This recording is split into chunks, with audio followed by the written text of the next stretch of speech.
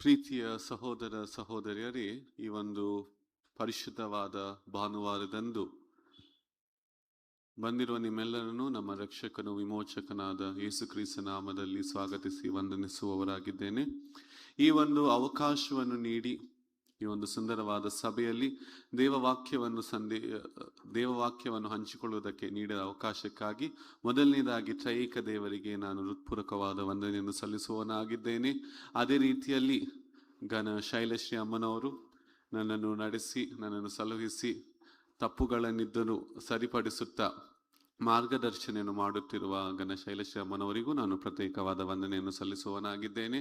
ನಾನು ಕ್ರಿಸ್ತ ಪ್ರಭಾಲಯದಲ್ಲಿ ಯಲಹಂಕದಲ್ಲಿ ನಾನು ಎಕ್ಲೇಶಿಯಲ್ ಟ್ರೈನಿಂಗ್ ಮಾಡುವ ಸಮಯದಲ್ಲಿಯೂ ಸ್ವಲ್ಪ ತಿಂಗಳ ಅವರು ನನ್ನ ಜೊತೆ ಇದ್ದು ನನ್ನನ್ನು ಮಾರ್ಗದರ್ಶಿಸಿದರು. ಈಗ ಮತ್ತೆ ಈ ಒಂದು ವರ್ಷ ಕ್ರಿಸ್ತ ಪ್ರಭಾಲಯದಲ್ಲಿ ಅವರೊಡನೆ ಇದ್ದು ಈ ಒಂದು ಸೇವೆಯಲ್ಲಿ ಅವರ ಲೀಡರ್ಶಿಪ್ ಅಲ್ಲಿ ನಾನು ಕಳೆಯುವುದು ಎಷ್ಟೋ ಧನ್ಯಕರವಾದದ್ದು.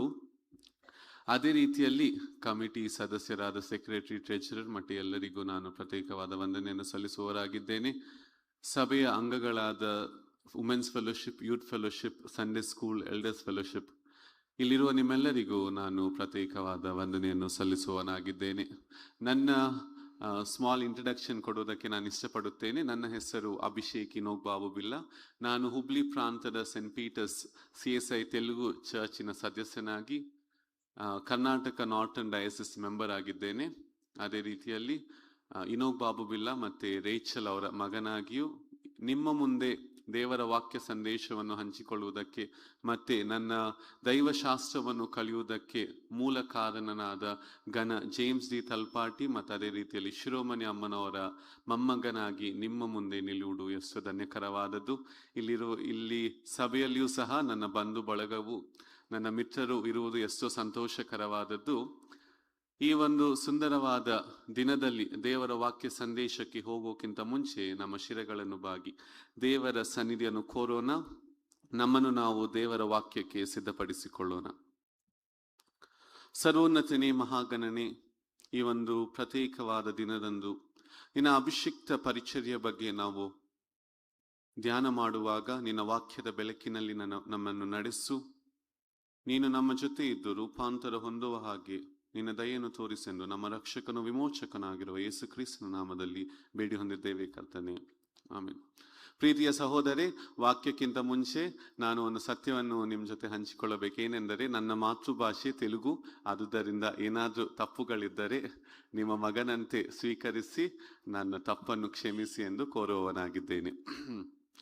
ಈ ಪ್ರತ್ಯೇಕವಾದ ದಿನದಂದು ನಮಗೆ ನೀಡಲಾಗಿರುವ ಅಂಶವೇನೆಂದರೆ, ಅಭಿಷಕ್ತರ ಸೇವೆ ಮಹಿಮೆಗಾಗಿ ಅಲ್ಲ, ಸೇವೆ ಮಾಡಲು ಕರೆ. ಅಭಿಷಕ್ತರ ಸೇವೆ ಮಹಿಮೆಗಾಗಿ ಅಲ್ಲ, ಸೇವೆ ಮಾಡಲು ಕರೆ. ದಕ್ಷಿಣ ಭಾರತ ಸಭೆಯು ಈ ಪ್ರತ್ಯೇಕವಾದ ಭಾನುವಾರದಂದು ನಮಗೆ ಅಭಿಷಕ್ತರ ಸೇವೆಯನ್ನು ಧ್ಯಾನ ಮಾಡುತ್ತಾ, ನಮ್ಮ ಸಭೆಯಲ್ಲಿ, ದಕ್ಷಿಣ ಭಾರತ ಸಭೆಯಲ್ಲಿ ಅಭಿಷಕ್ತರು, ಅಯ್ಯನವರು, ಅಮ್ಮನವರು, ತಂದೆಯವರು, ಬಿಷಪ್ ಅವರು ಮಾಡಿದ್ದ ಸೇವೆಯನ್ನು ನೆನಪು ಮಾಡುತ್ತಾ ಅವರಿಗೆ ಕೃತಜ್ಞರಾಗಿರಬೇಕೆಂದು ಈ ಒಂದು ಪ್ರತ್ಯೇಕವಾದ ದಿನವನ್ನು ಅವರು ನಿಯಮಿಸುವುದನ್ನು ನಾವು ನೋಡಬಹುದು.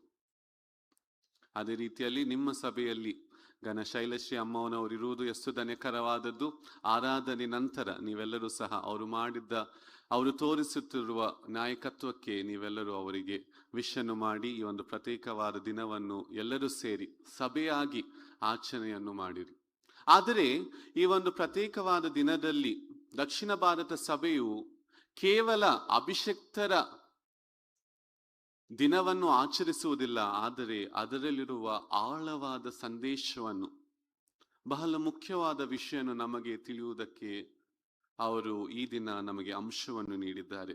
ಅದೇನೆಂದರೆ ಅಭಿಷಕ್ತ ಸೇವ. ಅಭಿಷಕ್ತರ ಸೇವ ಮಾತ್ರವಲ್ಲ, ಅಭಿಷಕ್ತ ಸೇವ ಅಂದರೆ ಸಭೆಯಾಗಿ ದೇವರ ಅಭಿಷೇಕವನ್ನು ಹೊಂದಿರುವ ಸಭೆಯ ಸೇವೆ ಏನಾಗಿರಬೇಕೆಂಬುದೇ ಈ ದಿನದ ಅಂಶವಾಗಿದೆ. ಕೇವಲ ಬಿಷಪರು, ಕೇವಲ ಅಯ್ಯನವರು, ಕೇವಲ ಅಮ್ಮನವರು ಮಾಡುವ ಸೇವೆ ಮಾತ್ರವಲ್ಲ, ಅಭಿಷಕ್ತರಾಗಿ ಸಭೆಯಾಗಿ ದೇವರ ಅಭಿಷೇಕವನ್ನು ಹೊಂದಿದ್ದ ಸೇವೆಯ ಬಗ್ಗೆ ಇಲ್ಲೇ ಮಾತನಾಡುತ್ತಾ ಇದ್ದಾರೆ. Professor doctor A Israel David ಅವರು ಹೇಳುವ ಮಾತೇನೆಂದರೆ, pastoral counselling is not just for the pastors alone, it is for each and every congregant of the church. Pastor ಸೇವೆ ಅನ್ನುವುದು ಕೇವಲ ಪಾಸ್ಟರ್ಗಳಿಗೆ ಮಾತ್ರವಲ್ಲ, ಆದರೆ ಸದಸ್ಯರಲ್ಲಿರುವ ಪ್ರತಿಯೊಬ್ಬರಿಗೂ ಈ ಒಂದು ಭಾರ, ಈ ಒಂದು ಸೇವೆಯ ಭಾರ ಇರುವುದೆಂದು ಎಂಬ ಸತ್ಯವು ಅವರು ಹೇಳುತ್ತಾ ಇರ್ತಾರೆ. ಆ ರೀತಿಯಾಗಿ ನಾವು ದೇವರ ಸೇವೆಯನ್ನು ಅರ್ಥ ಮಾಡಿಕೊಳ್ಳಬೇಕು. ಅಭಿಷಕ್ತರ ಸೇವೆ ಅಂದ ಕೂಡಲೇ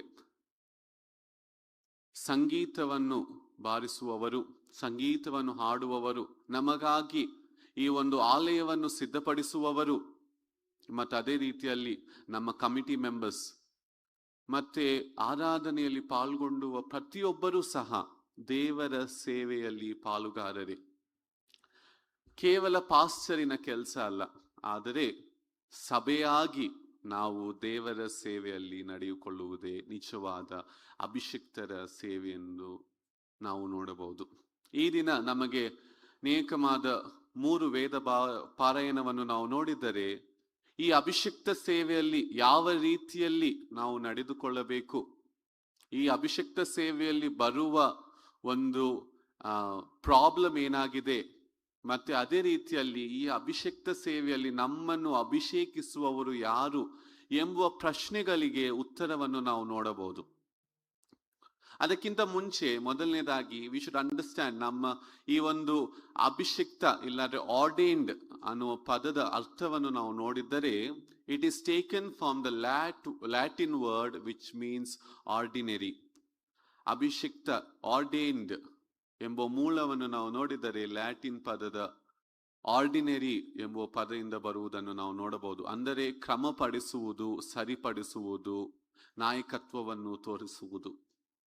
ಸೊ ಕ್ರಮಪಡಿಸುವುದು, ಸಿದ್ಧಪಡಿಸುವುದು ಕೇವಲ ಅಯ್ಯನವರದು ಮತ್ತೆ ಅಮ್ಮನವರದು ಮಾತ್ರವಲ್ಲ. ಸಭೆಯ ಸೇವೆಯಲ್ಲಿ ನಡೆಯುತ್ತಿರುವ ಪ್ರತಿಯೊಬ್ಬರು, ಕುಟುಂಬವನ್ನು ನಡೆಸುತ್ತಿರುವ ಪ್ರತಿಯೊಬ್ಬರು, ಕ್ರೈಸ್ತರಾಗಿ ದೇವರ ವಿಶ್ವಾಸದಲ್ಲಿರುವ ಪ್ರತಿಯೊಬ್ಬರ ಸೇವೆಯಾಗಿದೆ, ಅವರ ಅಭಿಷೇಕವಾಗಿದೆ. ನಾವು ನಮಗೆ ನೀಡಲಾಗಿರುವ ಮೊದಲನೆಯ ವೇದ ಪಾರಾಯಣವನ್ನು ನೋಡಿದರೆ, ಯೆರೆಮೀಯನು, ಪ್ರವಾದಿಯಾದ ಯೆರೆಮೀಯನಿಗೆ ಬರೆದ ಪತ್ರಿಕೆ 1ನೇ ಅಧ್ಯಾಯ 4ರಿಂದ ಸ್ವಲ್ಪ ವಚನವನ್ನು ನಾವು ಓದಿದ್ದೇವೆ. 4ರಿಂದ 10 ವಚನಗಳನ್ನು ಓದಿದ್ದೇವೆ. ಈ ಸುಂದರವಾದ ವಚನಗಳನ್ನು ನಾವು ನೋಡಿದರೆ ಯೆರೆಮೀಯನಿಗೆ ನೀಡಿದ ಕರೆಯನ್ನು ನಾವು ನೋಡಬಹುದು. ಯೆರೆಮೀಯನಿಗೆ ನೀಡಿದ ಕರೆಯನ್ನು ನಾವು ನೋಡಬಹುದು. 4ನೇ ವಚನವನ್ನು ಯಾರಾದ್ರೂ ಓದುತ್ತೀರಾ? ಯೆಹೋವನು ಈ ವಾಕ್ಯವನ್ನು ನನಗೆ ದಯಪಾಲಿಸಿದನು. ಇಲ್ಲಿ ನಮಗೆ ತಿಳಿಯಬೇಕಾಗಿರುವ ಸತ್ಯವೇನೆಂದರೆ, ಅಭಿಷಿಕ್ತ ಸೇವೆ ಅನ್ನುವುದು ಮನುಷ್ಯರ ಸಾಮರ್ಥ್ಯದಿಂದ ಬರುವುದಲ್ಲ. ಯೆಹೋವನೇ, ಯಾರು? ಯೆಹೋವನೇ, ಯೆಹೋವನ ವಾಕ್ಯ, ಆತನೇ ನಮ್ಮನ್ನು ನಿಯಮಿಸುತ್ತಾನೆ. ನಾವು ನಮ್ಮ ಸಾಮರ್ಥ್ಯದಿಂದ, ನಮ್ಮ ಬಲದಿಂದ ನಾವು ಸೇವೆಯಲ್ಲಿ ಇರುವುದಲ್ಲ, ಆದರೆ ದೇವರು ತಾನೇ ನಮ್ಮನ್ನು ಈ ಒಂದು ಸೇವೆಗೆ ಸಿದ್ಧಪಡಿಸುವುದನ್ನು ನಾವು ನೋಡಬಹುದು. 5ನೇ ವಚನವೂ ಸಹ ಓದ್ತೀರಾ? ನಾನು ನಿನ್ನನ್ನು ತಿಳಿದಿದ್ದೇನು, ಗರ್ಭದಲ್ಲಿ ರೂಪಿಸುವುದಕ್ಕಿಂತ ಮುಂಚೆ. ಸಭೆಯ ರೂಪಿಸುವುದಕ್ಕಿಂತ ಮುಂಚೆ, ಗರ್ಭದಲ್ಲಿ ನಾವು ರೂಪವನ್ನು ಹೊಂದಿರುವುದಕ್ಕಿಂತ ಮುಂಚೆ ದೇವರು ನಮ್ಮನ್ನು ತಿಳಿದಿದ್ದವನು, ದೇವರು ನಮ್ಮನ್ನು ಪ್ರತಿಷ್ಠಿಸಿದವನು. ಆ ರೀತಿಯಾಗಿ ನಾವು ಸಹ ಇಲ್ಲಿ ಈ ಸಭೆಯಾಗಿ ದೇವರ ಅಭಿಷೇಕವನ್ನು ಹೊಂದಿದ್ದವರಾಗಿದ್ದೇವೆ. ಮತ್ತೆ ನಾವು ನೋಡಿದರೆ ಯೆರೆಮೀಯನ ಉತ್ತರ ಏನಾಗಿದೆ ಅಂದ್ರೆ, ನಾನು ಕೇವಲ ಒಂದು ಬಾಲಕನು. 6ನೇ ವಚನ ಕೊನೆಯಲ್ಲಿ ನಾವು ಬಾಲಕನು ಎಂದು ಭಿನ್ನವಿಸಿದೆನು. ನಾನು ಕೇವಲ ಒಂದು ಬಾಲಕನು. ನಮ್ಮ ಜೀವಿತದಲ್ಲಿಯೂ ಸಹ ನಾವು ಈ ರೀತಿಯಾದ ಜವಾಬನ್ನು ಕೊಡುತ್ತೇವೆ. ಏನಂದ್ರೆ, ನಾನು ಒಂದು ಸಾಮಾನ್ಯ ವ್ಯಕ್ತಿ, ನಾನು ಕೇವಲ ಒಂದು ಸದಸ್ಯನು, ನನ್ನಿಂದ ಇದು ಆಗುವುದಿಲ್ಲ, ನನಗಿಂತ ಯೋಗ್ಯರು ಇಲ್ಲಿದ್ದಾರೆ, ಅವರಿಂದ ಇದು ಸಾಧ್ಯ. ಆದ್ರೆ ನಮಗೆ ತಿಳಿಯಬೇಕಾದ ಸತ್ಯವೇನೆಂದರೆ, ನನ್ನಿಂದ ನಮ್ಮಿಂದ, ನಮ್ಮ ಯೋಗ್ಯತೆಯಿಂದ, ನಮ್ಮ ನಾಯಕತ್ವದಿಂದ ಇದು ನಡೆಯುವುದಿಲ್ಲ. ಆದರೆ ದೇವರ ಪ್ರೇರಣೆಯಿಂದ ಅದು ಆಗುವುದು. 8ನೇ ವಚನವನ್ನು ಓದಿದ್ದರೆ, ಅಂಜಬೇಡ, ನಿನ್ನನ್ನು ಉದ್ಧರಿಸಲು ನಾನೇ ನಿನ್ನೊಂದಿಗಿರುವೆನು. ದೇವರ ಸಹಾಯದಿಂದ, ಕೇವಲ ನಮ್ಮ ಸಹಾಯದಿಂದ, ನಮ್ಮ ಯೋಗ್ಯತೆಯಿಂದ ಈ ಒಂದು ಸೇವೆಯಲ್ಲಿ ನಡೆದುಕೊಳ್ಳುವುದು ಅಲ್ಲ, ಆದರೆ ದೇವರ ಸಹಾಯದಿಂದ, ದೇವರು ನಮ್ಮ ಜೊತೆ ಇರುವ ಆ ಒಂದು ಪ್ರಸನ್ನತೆಯಿಂದ, ದೇವರ ಆತ್ಮನ ಪ್ರೇರಣೆಯಿಂದ ನಾವು ಸೇವೆಯನ್ನು ಸಲ್ಲಿಸುವುದು. ಮತ್ತೆ ಸಭಿಕರೇ, ನಮಗೆ ತಿಳಿಯಬೇಕಾಗಿರುವ ಇನ್ನೊಂದು ವಿಷಯ ಏನೆಂದರೆ, ಈ ಒಂದು ಯೆರೆಮೀಯನ ಸಮಯದಲ್ಲಿ, ಪ್ರವಾದಿಯಾದ ಯೆರೆಮೀಯನ ಸಮಯದಲ್ಲಿ ಆಗಿರುವ ಪ್ರಜೆಗಳನ್ನು ನಾವು ನೋಡಿದ್ದರೆ, ಅವರು ದಾಸತ್ವದಲ್ಲಿದ್ದರು, ಕಷ್ಟದಲ್ಲಿದ್ದರು, ದುಃಖದಲ್ಲಿದ್ದರು. ಆಗಿನ ಸಮಯದಲ್ಲಿ ದೇವರ ವಾಕ್ಯವು ಯೆರೆಮೀಯನಿಗೆ ಬರುವುದನ್ನು ನಾವು ನೋಡಬಹುದು. ಈಗಿನ ಪರಿಸ್ಥಿತಿಯನ್ನು ನಾವು ನೋಡಿದರೆ, ಪ್ರತ್ಯೇಕವಾಗಿ ಭಾರತ ದೇಶದ ಪರಿಸ್ಥಿತಿಯನ್ನು ನಾವು ನೋಡಿದರೆ, politically, socially, economically we are in crisis. ನಮಗೆ ಕಷ್ಟಗಳಿದ್ದಾವೆ, ನಮ್ಮ ಸಮಾಜದಲ್ಲಿ ಕಷ್ಟಗಳುಂಟು, ಮನುಷ್ಯರಿಗೆ ಸಹಾಯವಿಲ್ಲ, ದುಃಖದಲ್ಲಿರುವವರಿಗೆ ಆದರಣೆ ಇಲ್ಲ, ಬಡವರಿಗೆ ಸಹಾಯವಿಲ್ಲ. ಈಗಿನ ಪರಿಸ್ಥಿತಿಯಲ್ಲಿ ದೇವರ ವಾಕ್ಯ ಮತ್ತೆ ನಮ್ಮ ಜೊತೆ ಮಾತನಾಡುವುದು ಏನೆಂದರೆ, ನಾನು ನಿನ್ನನ್ನು ಗರ್ಭದಲ್ಲಿ ರೂಪಿಸುವುದಕ್ಕಿಂತ ಮುಂಚೆ ನಿನ್ನನ್ನು ತಿಳಿದಿದ್ದೇನೆ, ನಿನ್ನನ್ನು ಪ್ರವಾದಿಯಾಗಿ ನಾನನ್ನು ನಿಯಮಿಸಿದ್ದೇನೆ, ಜನಾಂಗಗಳಿಗೆ ಪ್ರವಾದಿಯನಾಗಿ ನಿನ್ನನ್ನು ನೇಮಿಸಿದ್ದೇನೆ ಎಂಬುವ ದೇವರ ವಾಕ್ಯವನ್ನು ಸಹ ನಾವು ನೋಡಬಹುದು. ಯಾವ ರೀತಿಯಾದ ಪ್ರವಾದಿ ಆಗಿರಬೇಕೆಂದರೆ, ಮನುಷ್ಯರಲ್ಲಿರುವ ಪಾಪವನ್ನು ತೆಗೆಯುವ ರೀತಿಯಾಗಿ, ತಪ್ಪು ಮಾಡಿದ ಜನಾಂಗಗಳನ್ನು ದೂರ ಮಾಡುವುದಲ್ಲ, ಅವರನ್ನು ತೆಗೆಸುವುದು ಅಲ್ಲ, ಆದರೆ ಅವರಲ್ಲಿರುವ ಕ್ರೋಧ, ಅವರಲ್ಲಿರುವ ಮೋಹ, ಅವರಲ್ಲಿರುವ ಪಾಪವನ್ನು ಬಿಟ್ಟು ನಿಜವಾದ ಕ್ರೈಸ್ತರಾಗಿ ರೂಪಾಂತರ ಹೊಂದುವ ಕಡೆಗೆ ನಡೆಸುವುದೇ ನಿಜವಾದ ಕ್ರೈಸ್ತವ ಅಭಿಷೇಕ. ಅಭಿಷಿಕ್ತ ಆರಾಧನೆ ಕೇವಲ ನಮ್ಮಿಂದ ಆಗುವುದಲ್ಲ, ಆದರೆ ದೇವರು ತಾನು ನಿಯಮಿಸಿದ ಅಭಿಷೇಕದಿಂದ ನಾವು ಆತ್ಮ ತುಂಬಿದವರಾಗಿ ದೇವರ ಸೇವೆಗೆ ನಡೆದುಕೊಳ್ಳುವುದೇ ನಿಜವಾದ ಅಭಿಷಿಕ್ತ ಸೇವೆ. ಈ ಅಭಿಷಿಕ್ತ ಸೇವೆ ದೇವರಿಂದ ಆಗುವುದೆಂಬ ಜ್ಞಾನವನ್ನು ನಾವು ತಿಳಿದಿದ್ದೇವೆ. ಆದರೆ ಈ ಅಭಿಷಿಕ್ತ ಸೇವೆ ಹೇಗೆ ನಡೆಸಿಕೊಳ್ಳಬೇಕೆಂಬುವ ಪ್ರಶ್ನೆಗೆ ಉತ್ತರ ನಾವು ನಮ್ಮ ಪತ್ರಿಕಾ ಭಾಗದಲ್ಲಿ ನಾವು ನೋಡಬಹುದು. ಮೊದಲನೆಯ ಪೇತ್ರನು ಬರೆದ ಪತ್ರಿಕೆ 5ನೇ ಅಧ್ಯಾಯ 1ರಿಂದ 4 ವಚನಗಳನ್ನು ನಾವು ಓದ್ತೇವೆ. ಇಲ್ಲಿ ನಾವು ನೋಡಬಹುದು, ಪೇತ್ರನು ಸಭೆಯ ಹಿರಿಯರಿಗೆ ಪ್ರಬೋಧನೆ ಮಾಡುವುದನ್ನು ನಾವು ನೋಡಬಹುದು. ಸಭೆಯ ಹಿರಿಯರಿಗೆ ಯಾವ ರೀತಿಯಾದ ನಾಯಕತ್ವವನ್ನು ವಹಿಸಬೇಕೆಂಬುದನ್ನು, ಇನ್ಸ್ಟ್ರಕ್ಷನ್ಸ್ ಅನ್ನು ಅವರಿಗೆ ಕೊಡುವುದನ್ನು ನಾವು ನೋಡಬಹುದು. ಮನುಷ್ಯರ, ಈ ಲೋಕದ ನಾಯಕತ್ವ ಬೇರೆ, ಅದೇ ರೀತಿಯಲ್ಲಿ ಸಭೆಯ ನಾಯಕತ್ವ, ಯೇಸು ಕ್ರಿಸ್ತನ ಆಧಿಪತ್ಯದಲ್ಲಿ ನಾಯಕತ್ವ ಬೇರೆ.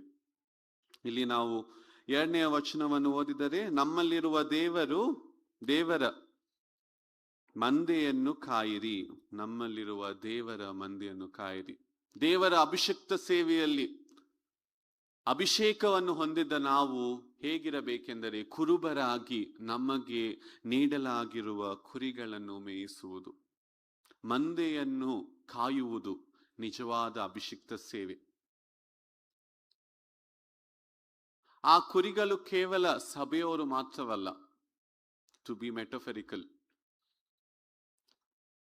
ಸಭಿಕರು ಮಾತ್ರವೇ ಅಲ್ಲ, ಕುರುಬರು, ನಮ್ಮ ಸಮಾಜದಲ್ಲಿರುವ ಪ್ರತಿಯೊಬ್ಬರು ನಮ್ಮ ಜೊತೆಯಲ್ಲಿರುವ ಕುರುಬರೇ, ಆ ಕುರಿಗಳೇ. ಆ ರೀತಿಯಾದ ಸೇವೆಯನ್ನು ಸಲ್ಲಿಸುತ್ತಾ ನಾವು ನಿಜವಾದ ಕುರುಬರಾಗಿರಬೇಕು. ಯಾವುದು ನಿಜವಾದ, ನಾವು ಹೇಗೆ ಶ್ರೇಷ್ಠವಾದ ಕುರುಬರಾಗಿರಬೇಕೆಂಬುದನ್ನು ನಾವು ಒಂದು ಉದಾಹರಣೆಯಿಂದ ಅರ್ಥ ಮಾಡಿಕೊಳ್ಳೋಣ. ಒಂದು ಊರಲ್ಲಿ ಒಬ್ಬ ರಾಜನಿದ್ದನು. ಆ ರಾಜನು ಶ್ರೇಷ್ಠವಾದ ಕುರುಬನು ಯಾರೆಂಬುದ ಸ್ಪರ್ಧೆಯನ್ನು ನಿಯೋಗಿಸಿದ್ದನು. ಆಗ ಆ ಪ್ರಾಂತದಲ್ಲಿರುವ 3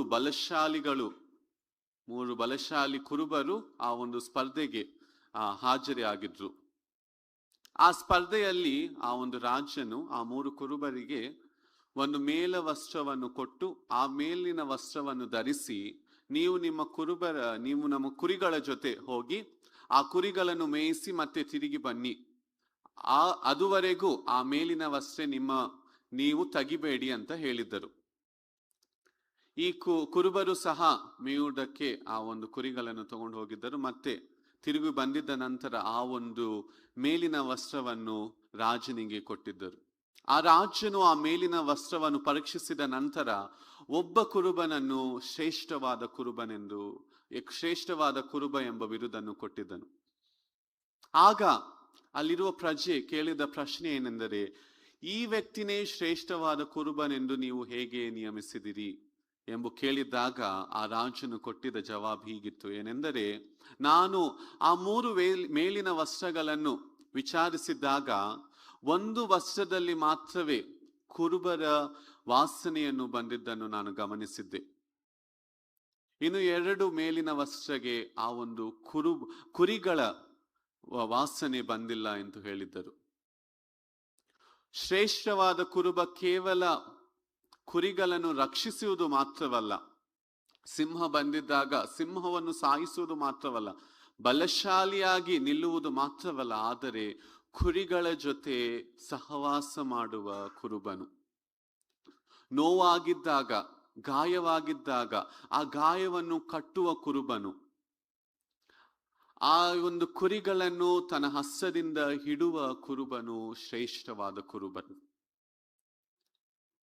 ಪ್ರೀತಿಯ ಸಹೋದರ ಸಹೋದರಿಯರೇ, ಕ್ರೈಸ್ತರ ಜೀವಿತವು ಹೀಗಾಗಿದೆ.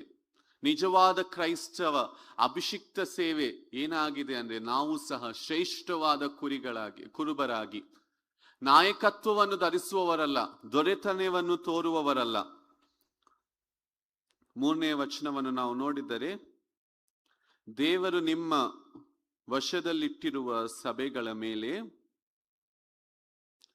1ನೇ ಪೇತ್ರನೇ ಬರೆದ ಸುವಾರ್ತೆ 5ನೇ ಅಧ್ಯಾಯ 3ನೇ ವಚನ, ದೇವರು ನಿಮ್ಮ ವಶದಲ್ಲಿಟ್ಟಿರುವ ಸಭೆಗಳ ಮೇಲೆ ದೊರೆತನೆ ಮಾಡುವವರಂತೆ ನಡೆಯದೆ ಮಾದರಿಯಾಗಿರಿ. ನಾವು ಯಾವ ರೀತಿಯಾಗಿರಬೇಕಂದ್ರೆ, ದೊರೆತನವನ್ನು ತೋರುವವರಲ್ಲ, ನಾಯಕತ್ವವನ್ನು ತೋರುವವರಲ್ಲ, ಆದರೆ ಯೇಸು ಕ್ರಿಸ್ತನ ಹಾಗೆ ಮಾದರಿಯನ್ನು ತೋರುವ ದೇವ ಜನಾಂಗವಾಗಿ ಅಭಿಷಿಕ್ತರಾಗಿ ಇರುವುದೇ ನಿಜವಾದ ಕ್ರಿಸ್ತನ ಅಭಿಷೇಕ ಸೇವೆ. ಕೇವಲ ನಮ್ಮ ಸ್ವ ಯೋಚನೆಗೋಸ್ಕರ, ನಮ್ಮ ಹಿತಕ್ಕೋಸ್ಕರ ನಾವು ಸೇವೆ ಮಾಡುವುದಲ್ಲ, ಆದರೆ ಸಹೋದರಿಯರ ಜೊತೆ ಸೇವೆ ಮಾಡುವುದೇ ನಿಜವಾದ ಅಭಿಷಿಕ್ತ ಸೇವೆ ಎಂಬುದನ್ನು ನಾವು ನೋಡಬಹುದು. ಈ ನಿಜವಾದ ಅಭಿಷಿಕ್ತ ಸೇವೆಯನ್ನು ನಾವು ನೋಡಿದರೆ ಲೋಕದ ಸೇವೆಗೆ, ಲೋಕದ ನಾಯಕತ್ವಗೆ ಮತ್ತೆ ಕ್ರೈಸ್ತರ ನಾಯಕತ್ವವೇ ಭೇದ ಇರುವುದನ್ನು ನಾವು ಸಹ ನೋಡಬಹುದು. ನಮ್ಮಲ್ಲಿರುವ ಅಧಿಕಾರಿಗಳು ಝೆಡ್ ಸೆಕ್ಯೂರಿಟಿಯಲ್ಲಿ ನಡೀತಾ ಇರುತ್ತಾರೆ, ಹೌದಲ್ಲ? ನಮ್ಮಲ್ಲಿರುವ ಅಧಿಕಾರಿಗಳು ಝೆಡ್ ಸೆಕ್ಯೂರಿಟಿಯಲ್ಲಿ ನಡೀತಾ ಇರುತ್ತಾರೆ. ಅವ್ರ ಜೊತೆ ಮಾತನಾಡೋಕ್ಕೂ ಸಾಧ್ಯವಾಗುವುದಿಲ್ಲ. ಅವ್ರ ಜೊತೆ ಮಾತನಾಡಬೇಕಂದ್ರೆ ಒಂದು ದೊಡ್ಡ ಪ್ರೊಸೀಜರ್ ಇರುತ್ತೆ. ಅವ್ರಿಗೆ ಅಪಾಯಿಂಟ್ಮೆಂಟ್ ತಗೋಬೇಕು, ಮತ್ತು ಅವ್ರಿಗೆ ಹೋಗಿ ಸಂಪರ್ಕಿಸಬೇಕು. ಅವರು ಫ್ರೀ ಇದ್ದಾಗ ದೂರಿನಿಂದನೇ ಮಾತನಾಡುವುದು ಸೆಕ್ಯೂರಿಟಿ ಇದ್ದ ಸಮಯದಲ್ಲಿ. ಆದರೆ ನಿಜವಾದ ಕ್ರೈಸ್ತವ ನಾಯಕತ್ವ ಹಾಗಿರುವುದಿಲ್ಲ, ಹೌದಲ್ಲ? ಅಮ್ಮನವ್ರ ಜೊತೆ ಮಾತನಾಡ್ಬೇಕಂದ್ರೆ ಯಾವಾಗಾದ್ರೂ ನೀವು ಸೆಕ್ಯೂರಿಟಿ ಏನಾದ್ರೂ ಇತ್ತಾ? ಇಲ್ಲಲ್ಲ, ಸೆಕ್ಯೂರಿಟಿ ಯಾವುದು ಇರಲ್ಲ. ಅಮ್ಮ ಯಾವಾಗ್ಲೂ ಫ್ರೀ ಆಗಿರ್ತಾರೆ, ನಮ್ಮ ಜೊತೆ ಬಂದು ಮಾತಾಡಿ ಅಂತ. ನನ್ನ ವಾಟ್ಸ್ಆಪ್ ನಂಬರ್ ಉಂಟು, ನನಗೆ ಮೆಸೇಜ್ ಮಾಡಿ, ಇಲ್ಲಾಂದ್ರೆ ಕಾಲ್ ಮಾಡಿ, ಯಾವಾಗ್ಲೂ ಫ್ರೀ ಇರುವ ಹಾಗೆ. ಅಭಿಷಕ್ತರ ಸೇವೆ ಹಾಗಿದೆ. ಎಷ್ಟು ಕಷ್ಟಗಳಿದ್ದರೂ, ಎಷ್ಟು ದುಃಖಗಳಿದ್ದರೂ, ಕುಟುಂಬದಲ್ಲಿ ಕಷ್ಟವಿದ್ದರೂ, ಯಾವಿದ್ರೂ ಅವೆಲ್ಲನೂ ಬಿಟ್ಟು ಸಭಿಕರು ಬಂದಿದ್ದಾಗ ಸಭಿಕರ ಕಷ್ಟಗಳನ್ನು ತಮ್ಮ ಕಷ್ಟ ಹಾಗೆ ಎಂಪಥೈಸ್ ಮಾಡುವುದೇ ನಿಜವಾದ ಕ್ರೈಸ್ತರ ಸೇವೆ. ನಾವು ಸಹ ಸಭಿಕರಾಗಿ ಸಮಾಜದಲ್ಲಿ ಸೇವೆಯನ್ನು ಸಲ್ಲಿಸುವಾಗ ನಾವು ಅದೇ ರೀತಿಯಾದ ನಾಯಕತ್ವವನ್ನು ಕುರುಬರಾಗಿ ಕಾಯುವವರಾಗಿರಬೇಕೆಂಬುದೇ ನಿಜವಾದ ಕ್ರಿಸ್ತನ ಅಭಿಷೇಕ. ಮತ್ತೆ ನಾವು ಇನ್ನೂ ಗಮನಿಸಿದರೆ, ಈ ಒಂದು ಅಭಿಷಿಕ್ತ ಸೇವೆಯಲ್ಲಿ ಬರುವ ಒಂದು ಪ್ರಾಮುಖ್ಯವಾದ ವಂಚನೆ ಆಗಲಿ, ಇಲ್ಲಾಂದ್ರೆ ಪ್ರಾಬ್ಲಮ್ ಆಗಲಿ ಏನಾಗಿದೆ ಅಂದ್ರೆ ಅಧಿಕಾರ ವ್ಯಾಮೋಹ. ದೇವರ ಅಭಿಷೇಕವನ್ನು ಹೊಂದಿದ್ದ ನಂತರ ಕುರುಬರಾಗಿರ್ತೇವೆ, ಆದರೆ ನಮಗೆ ಆ ಒಂದು ಸ್ಥಾನ ಸಿಕ್ಕಿದ್ದ ನಂತರ ಆ ಒಂದು ಶ್ರೇಷ್ಠವಾದ ಸ್ಥಾನ ಸಿಕ್ಕಿದ ನಂತರ ನಾವೇನ್ ಮಾಡ್ತೇವೆ ಅಂದ್ರೆ ಅಧಿಕಾರ ವ್ಯಾಮೋಹದಲ್ಲಿ, ಶೋಧನೆಯಲ್ಲಿ ಬೀಳುವುದನ್ನು ಸಹ ನಾವು ನೋಡಬಹುದು. ನಮಗೆ ನೀಡಲಾಗಿರುವ ಸುವಾರ್ಥ ಭಾಗ್ಯದಲ್ಲಿಯೂ ಆ ಒಂದು ಕೋರಿಕೆಯನ್ನು ನಾವು ನೋಡಬಹುದು. ಮತ್ತೇನು ಬರೆದ ಸುವಾರ್ಥ 20ನೇ ಅಧ್ಯಾಯ 20ನೇ ವಚನವನ್ನು ಇಲ್ಲಿ ನೋಡಿದರೆ, ಯೋಹಾನನು ಮತ್ತು ಯಾಕೋಬರ ತಾಯಿ ಒಂದು ಕೋರಿಕೆಯನ್ನು ಕೋರುವುದನ್ನು ನಾವು ನೋಡಬಹುದು. ಅವರ ಮಕ್ಕಳು ಶ್ರೇಷ್ಠ ಸ್ಥಾನದಲ್ಲಿ ನಿಲ್ಲಬೇಕೆಂಬುವ ಕೋರಿಕೆ. ಇದು ಸಾಮಾನ್ಯ ಮನುಷ್ಯರ ಕೋರಿಕೆ.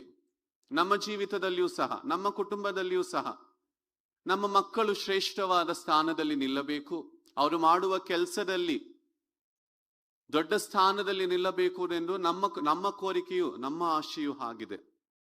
ನಾವು ಕೆಲಸ ಮಾಡುವ ಸಂದರ್ಭದಲ್ಲಿಯೂ ಸಹ ನಾವು ಒಂದು ಶ್ರೇಷ್ಠವಾದ ಸ್ಥಾನದಲ್ಲಿ ನಿಲ್ಲಬೇಕೆಂಬುದು ನಮ್ಮ ಆಶೆಯೂ ಆಗಿದೆ. ಆದರೆ ಯೇಸು ಕ್ರಿಸ್ತನು ಆ ಒಂದು ಪ್ರಶ್ನೆಯನ್ನು ತಪ್ಪು ತೋರಿಸುತ್ತಾ ಇಲ್ಲ. ಯೇಸು ಕ್ರಿಸ್ತನು ಆ ಒಂದು ತಾಯಿಗೆ, ಮತ್ತೆ ಅದೇ ರೀತಿಯಲ್ಲಿ ಯೋಹಾನನಿಗೆ, ಮತ್ತೆ ಯಾಕೋಬನಿಗೆ, ಮತ್ತೆ ಅದೇ ರೀತಿಯಲ್ಲಿ ಅಧಿಕಾರಕ್ಕಾಗಿ ಜಗಳ ಮಾಡುತ್ತಿರುವ ಆ ಒಂದು 11 ಶಿಷ್ಯರಿಗೂ ಸಹ ಹೇಳುವ ವಿಷಯವೇನೆಂದರೆ, ನಿಜವಾದ ಶ್ರೇಷ್ಠತ್ವ ಯಾವುದೆಂದರೆ ಸೇವೆ ಮಾಡಿಸಿಕೊಳ್ಳುವುದಲ್ಲ, ಆದರೆ ಸೇವೆ ಮಾಡುವುದು. The true greatness is not to be served but to serve. ಹೌದಲ್ಲ? ಎಷ್ಟು ಚೆನ್ನಾಗಿದೆ. ಸರ್ವ್ ಒನ್ ಅನದರ್, ಒಬ್ಬರಿಗೊಬ್ಬರು ಸೇವೆ ಮಾಡಿರಿ. ಆ ರೀತಿಯಾದ ಸೇವೆಯಲ್ಲಿ ನಡೆಸಿಕೊಳ್ಳುವುದೇ ನಿಜವಾದ ಕ್ರೈಸ್ತವ ಸೇವೆ. ಯುನೈಟೆಡ್ ಥಿಯಾಲಜಿಕಲ್ ಕಾಲೇಜ್, ನಾನು ಓಡುವ ಕಾಲೇಜಿನ ಮೋಟೋನು ಹೀಗಾಗಿದೆ, not to be served but to serve. ಆ ರೀತಿಯಾಗಿ ದೈವಶಾಸ್ತ್ರವನ್ನು ಕಲಿಯುವವರು ಸಹ ತಿಳಿಯಬೇಕಾಗಿರುವ ಸತ್ಯವೇನೆಂದರೆ, ಕ್ರೈಸ್ತವ ನಾಯಕತ್ವವು, ಕ್ರೈಸ್ತತ್ವದಲ್ಲಿ ಶ್ರೇಷ್ಠ ಸ್ಥಾನವು ಯಾವುದಾಗಿದೆ ಅಂದರೆ ಸೇವೆ ಮಾಡಿಸಿಕೊಳ್ಳುವುದಲ್ಲ, ಆದರೆ ಸೇವೆ ಮಾಡುವುದು. ಯಾವ ರೀತಿಯಲ್ಲಿ ಸೇವೆ, ಯಾವ ರೀತಿಯಾದ ಸೇವೆಯನ್ನು ನಾವು ನೋಡಿದರೆ, ಮತ್ತೇನು ಬರೆದ ಸುವಾರ್ಥ 20ನೇ ಅಧ್ಯಾಯ 28ನೇ ವಚನವನ್ನು ಓದೋಣ. ಹಾಗೆಯೇ ಮನುಷ್ಯಕುಮಾರನು ಸೇವೆ ಮಾಡಿಸಿಕೊಳ್ಳುವುದಕ್ಕೆ ಬರಲಿಲ್ಲ, ಸೇವೆ ಮಾಡುವುದಕ್ಕೂ ಅನೇಕರನ್ನು ಬಿಡಿಸಿಕೊಳ್ಳುವುದಕ್ಕಾಗಿ ತನ್ನ ಪ್ರಾಣವನ್ನು ಇದುಕೊಡುವುದಕ್ಕೂ ಬಂದನು ಎಂದು ಹೇಳಿದ್ದನು. ತನ್ನ ಪ್ರಾಣವನ್ನು ಸಹ ಕೊಡುವುದಕ್ಕಾಗಿ ಬಂದಿರುವ ಯೇಸು ಕ್ರಿಸ್ತನು, ಆ ರೀತಿಯಾದ ಸೇವೆ. ನಾವು ಯೇಸು ಕ್ರಿಸ್ತನ ಜೀವಿತವನ್ನು ನೋಡಿದರೆ, ಪರಲೋಕದ ಅರಸನು ಬಂಗಾರು ಕಿರೀಟವನ್ನು ಬಿಟ್ಟು, ಆ ಒಂದು ಸಿಂಹಾಸನವನ್ನು, ಮಹಿಮೆಯ ಪರಲೋಕ ಸಿಂಹಾಸನವನ್ನು ಬಿಟ್ಟು ನಮಗಾಗಿ ಗೋದಲಿಯಲ್ಲಿ ಜನ್ಮಿಸಿದ ಯೇಸು ಕ್ರಿಸ್ತನು ನಾವು ನೋಡಬಹುದು. ಅದೇ ರೀತಿಯಲ್ಲಿ ನಮಗಾಗಿ ಶ್ರಮೆಯನ್ನು ಹೊಂದು ಮುಳ್ಳದ ಕಿರೀಟವನ್ನು ಧರಿಸುವುದನ್ನು ಸಹ ನಾವು ನೋಡಬಹುದು. ಮಹೋನ್ನತನಾದ ಆ ಒಂದು ಟ್ರೋನ್ ಅನ್ನು ಬಿಟ್ಟು ಅವರು ಶಿಲುಬೆಯನ್ನು ಧರಿಸುವುದನ್ನು ಸಹ ನಾವು ನೋಡಬಹುದು. ಮನುಷ್ಯರಿಗೆ, ಸಾಮಾನ್ಯ ಜನಾಂಗಗಳಿಗೆ ತನ್ನ ಪ್ರಾಣವನ್ನೇ ನೀಡಿದ್ದ ಯೇಸು ಕ್ರಿಸ್ತನ ಉದಾಹರಣೆ ನಮ್ಮ ಮುಂದೆ ಇದೆ. ಸಾಮಾನ್ಯ ಮನುಷ್ಯರ ಜೊತೆ ಅವರ ಸಹವಾಸ, ಅಧಿಕಾರಿಗಳ ಜೊತೆ ಅಲ್ಲ, ಪಾಪಿಗಳ ಜೊತೆ, ಪಾಪವನ್ನು ಮಾಡುತ್ತಿರುವ ಆ ಜನಾಂಗ ಜೊತೆ ಸೇವೆಯನ್ನು ಮಾಡುತ್ತಾ ಸರ್ವಲೋಕಕ್ಕೆ ತನ್ನ ಪ್ರಾಣವನ್ನು ಕೊಟ್ಟಿರುವ ಯೇಸು ಕ್ರಿಸ್ತನ ಉದಾಹರಣೆ ನಮ್ಮ ಮುಂದೆ ಇದೆ. ಆ ರೀತಿಯಾಗಿ ನಾವು ಸಹ ಯೇಸು ಕ್ರಿಸ್ತನ ಈ ಒಂದು ತ್ಯಾಗವನ್ನು ಪ್ರತಿಬಿಂಬಿಸುವ ಹಾಗೆ ನಾವು ನಮ್ಮ ಜೀವಿತವನ್ನು, ನಮ್ಮ ಸೇವೆಯನ್ನು ನಿಯಮಿಸುವುದೇ ನಿಜವಾದ ಅಭಿಷಿಕ್ತರ ಸೇವೆ. ಪ್ರೀತಿಯ ಸಹೋದರ ಸಹೋದರಿಯರೇ, ಯೇಸು ಕ್ರಿಸ್ತನ ಅಭಿಷೇಕವನ್ನು ಹೊಂದಿದ್ದ ಜನಾಂಗವಾಗಿ ನಾವು ಸಹ ನಮ್ಮ ಸೇವೆಯನ್ನು ಮಾಡುವಾಗ ಆತನ ಆತ್ಮನ ಪ್ರೇರಣೆಯಿಂದ ನಿಜವಾದ ಕುರುಬರ ಹಾಗೆ, ಶ್ರೇಷ್ಠವಾದ ಕುರುಬರಾಗೆ ದೇವರ ಸೇವೆಯನ್ನು ಮಾಡುತ್ತಾ ದಾಸರಾಗಿ ನಾವು ಸೇವೆಯನ್ನು ಸಲ್ಲಿಸುವಾಗ, ಈ ಲೋಕದ ಯಾತ್ರೆಯನ್ನು ಮುಗಿಸಿದ ನಂತರ ನಮಗೆ ಒಂದು ಬಹುಮಾನವೂ ಇದೆ. ಪೇತರನು ಬರೆದ ಪತ್ರಿಕೆ, ಮೊದಲನೆಯ ಪತ್ರಿಕೆ 5ನೇ ಅಧ್ಯಾಯ 4ನೇ ವಚನವನ್ನು ಓದ್ತೀರಾ? ಮೊದಲನೆಯ ಪೇತ್ರನು ಬರೆದ ಪತ್ರಿಕೆ 5ನೇ ಅಧ್ಯಾಯ 4ನೇ ವಚನ. ಆಗುವಾಗ ಜಯಮಾಲೆಯನ್ನು ಹೊಂದಿರಿ.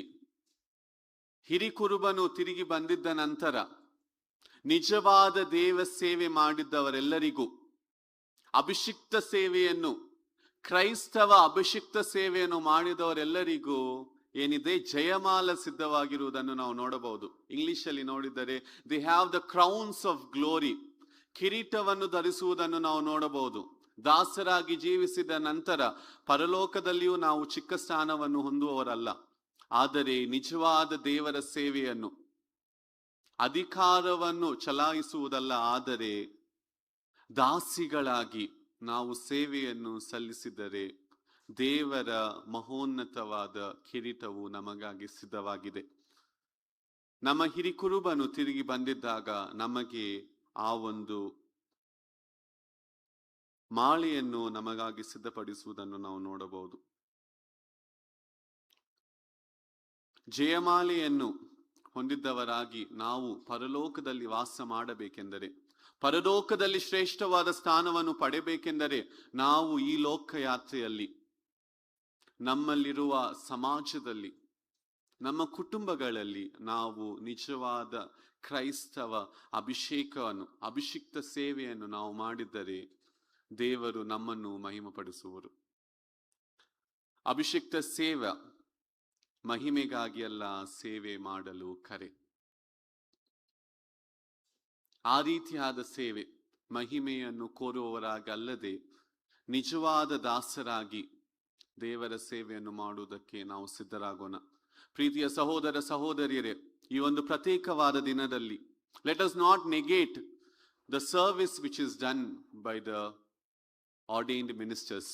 ಅಭಿಷಕ್ತರು ಮಾಡಿದ ಸೇವೆಯನ್ನು ಬಿಡದೆ ಅದನ್ನು ಆಚರಿಸುತ್ತಾ ನಮ್ಮ ಸಭೆಯಲ್ಲಿ, ನಮ್ಮ ಜೀವಿತದಲ್ಲಿ, ನಮ್ಮ ಕುಟುಂಬಗಳಲ್ಲಿ ಸೇವೆಯನ್ನು ಸಲ್ಲಿಸಿದ ಅಯ್ಯನವರನ್ನು, ಅಮ್ಮನವರನ್ನು ನೆನಪಿಸುತ್ತಾ ಅವರ ಸೇವೆಗಾಗಿ ಪ್ರಾರ್ಥನೆ ಮಾಡುತ್ತಾ ನಾವು ಈ ಒಂದು ಪ್ರತ್ಯೇಕವಾದ ಭಾನುವಾರದಂದು ದೇವರ ಅಭಿಷೇಕವನ್ನು ಹೊಂದಿದ್ದ ಸಭೆಯಾಗಿ ರೂಪಾಂತರ ಹೊಂದಿ ನಿಜವಾದ ಯೇಸು ಕ್ರಿಸ್ತರ ಭಕ್ತರಾಗಿ ಆತನನ್ನು ಈ ಲೋಕದಲ್ಲಿ ತೋರುವ ಹಾಗೆ ನಮ್ಮನ್ನು ರೂಪಿಸಿಕೊಳ್ಳುವುದೇ ನಿಜವಾದ ಅಭಿಷಿಕ್ತ ಸೇವೆ. ದೇವರೇ ನಮ್ಮನ್ನು ನಿಯಮಿಸಿದರು, ಆತನ ಆತ್ಮದಿಂದ ತುಂಬಿಸಿದನು. ನಿಜವಾದ ಕುರಿಗಳನ್ನು ಕಾಯುವ ಕುರುಬರಾಗಿ ದಾಸತ್ವದಲ್ಲಿ ದೇವರ ಸೇವೆಯನ್ನು ಸಲ್ಲಿಸೋಣ. ನಿಜವಾದ ಕ್ರೈಸ್ತರಾಗಿ ರೂಪಾಂತರ ಹೊಂದೋಣ. ನಮ್ಮ ಶಿರಗಳನ್ನು ಬಾಗಿ ನಾವು ಪ್ರಾರ್ಥನೆ ಮಾಡೋಣ. ನಮ್ಮ ಹಿರಿಕುರುಬನಾದ ಯೇಸು ಕ್ರಿಸ್ತನೇ, ಈ ಒಂದು ಪ್ರತ್ಯೇಕವಾದ ಸಮಯದಲ್ಲಿ ನಿನ್ನ ವಾಕ್ಯ ಬೆಳಕಿನಲ್ಲಿ ನಡೆಯುವುದಕ್ಕೆ ನೀನು ನೀಡಿದ ಅವಕಾಶಕ್ಕಾಗಿ, ಸಮಯಕ್ಕಾಗಿ ನಿನಗೆ ಕೋಟಿ ಕೋಟಿ ಸ್ತೋತ್ರಪ್ಪ. ನಿಜವಾದ ಅಭಿಷಿಕ್ತರ ಸೇವೆಯನ್ನು ನಾವು ನೆನಪು ಮಾಡಿಕೊಳ್ಳುವಾಗ, ಅದನ್ನು ಆಚರಿಸುವಾಗ ಅಭಿಷಿಕ್ತರು ಮಾಡಿದ ಮಹಾ ಸೇವೆಯನ್ನು ಜ್ಞಾಪಕ ಮಾಡಿಕೊಂಡುತ್ತಾ ಅವರು ಮಾಡಿದ ಸೇವೆಗಾಗಿ ನಿನಗೆ ಕೃತಜ್ಞತೆಯನ್ನು ಸಲ್ಲಿಸುವವರಾಗಿದ್ದೇವೆ. ಅದೇ ರೀತಿಯಲ್ಲಿ ಕರ್ತನೇ, ಈ ಸಭೆಯನ್ನು ನೀನು ಅಭಿಷೇಕಿಸು. ನಿನ್ನ ಅಭಿಷಿಕ್ತ ಸೇವೆಗೆ ಈ ಸಭೆಯನ್ನು ರೂಪಿಸಿ ನಿನ್ನ ಆತ್ಮದಿಂದ ತುಂಬಿದ್ದವರಾಗಿ ನಿಜವಾದ ನಾಯಕತ್ವವನ್ನು ಧರಿಸಿ ದಾಸರಾಗಿ ಕ್ರೈಸ್ತವ ಅಭಿಷೇಕವನ್ನು ಈ ಲೋಕದಲ್ಲಿ ತೋರುವ ಹಾಗೆ ನಿನ್ನ ಕೃಪೆಯಿಂದ ನಡೆಸೆಂದು ಪ್ರಾರ್ಥಿಸುವವರಾಗಿದ್ದೇವೆ. ಯೇಸು ಕ್ರಿಸ್ತನಾಗಿ ರೂಪಾಂತರ ಹೊಂದಿ ನಿಜವಾದ ಸೇವೆಯನ್ನು ಮಾಡುತ್ತಾ ನಿನ್ನ ಪರಲೋಕ ರಾಜ್ಯಕ್ಕೆ ಸೇರುವ ಹಾಗೆ ಸಹಾಯ ಮಾಡೆಂದು ನಮ್ಮ ರಕ್ಷಕನು ವಿಮೋಚಕನೂ ಆಗಿರುವ ಯೇಸು ಕ್ರಿಸ್ತನ ನಾಮದಲ್ಲಿ ಬೇಡಿ ಹೊಂದಿದ್ದೇವೆ ಕರ್ತನೇ. ಆಮೆನ್.